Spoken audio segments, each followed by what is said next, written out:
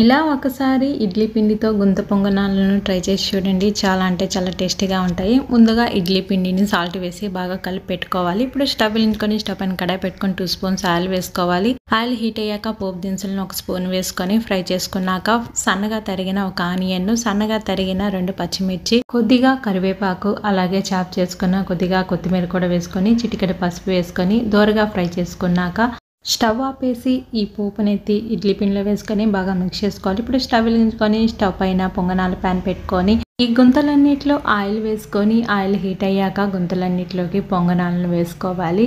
ఇలా పొంగనాలన్నీ వేసుకున్నాక మూత పెట్టి ఒక 5 మినిట్స్ కుక్ చేసుకున్నాక రెండో వైపుకు టర్న్ చేసుకొని బాగా కుక్ అయిన తర్వాత ఈ పొంగనాలన్నిటిని వేరొక ప్లేట్లోకి తీసుకొని ఏ చట్నీతో అయినా సర్వ్ చేసుకుంటే సూపర్ అంటే సూపర్ టేస్టీగా ఉంటుంది. ఎప్పుడు ఇడ్లీ దోశ కాకుండా ఒకసారి గుంత పొంగనాలను కూడా ట్రై చేసి చూడండి. Thanks for watching.